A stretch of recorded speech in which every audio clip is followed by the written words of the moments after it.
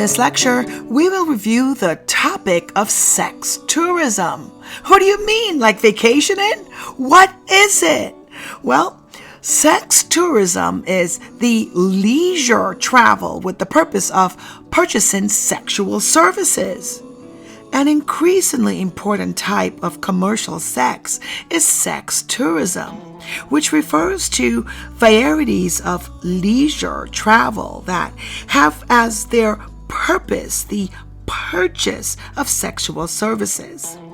Sex tourism is made possible by three large-scale social forces: the migration of men and women from less developed nations or from rural to urban areas in search for jobs; the commodification of sexual intimacy, making all types of sex a commodity or service for sale; and increased travel for recreational purposes.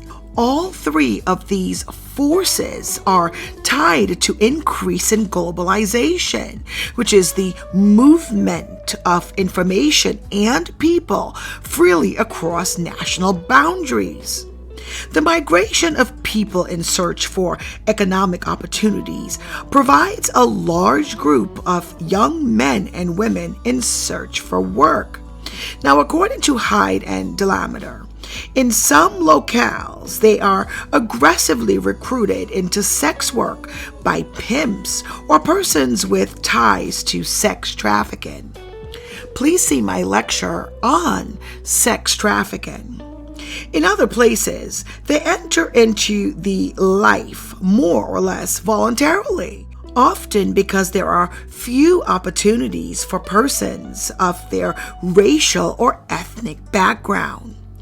The UI study documents the racial makeup that exists between operators of and workers in brothels, massage parlors, and strip clubs in major U.S. cities. In Amsterdam, where the attitude towards sex work can be described as regulated tolerance, a few individuals control much of the commercial sex work, recruiting foreign migrants to work in windows and brothels. In Havana, Cuba, commercial sex work is decentralized, with many men and women working independently. They contact potential clients in hotels, bars, and on the street, hoping to connect with someone who will employ them, perhaps for several days. Now, Padilla in 2007 reports a similar organization in the Dominican Republic. In Santo Domingo, male work sex workers serve males, females, or both.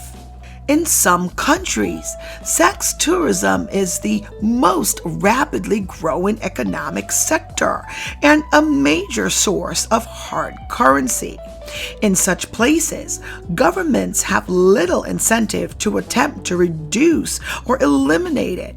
One estimate places a value of the global sex industry of over $20 billion per year.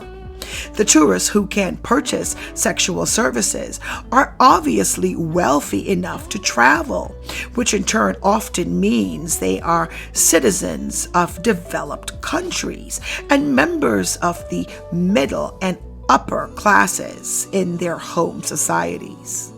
The sex workers are often from a different national and ethnic background. One of the attractions for the tourists is sex with this quote-unquote dark-skinned other, perhaps someone from a group stereotyped as sexually free and uninhabited. The encounter is appealing because it is a sharp contrast to the tourist's usual sexual experience.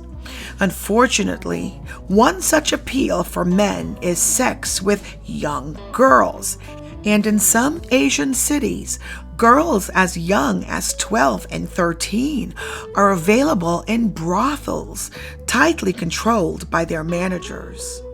The search for the type of workers, gender, age, and sexual orientation and experience the tourist seeks is facilitated through the internet. Websites publish information about sex work, cruise-in areas and meeting places, and prices. Past visitors review their experiences. Sex workers advertise on some of these sites, and some have their own web pages. In my next lecture, we will review the psychological effects of prostitution.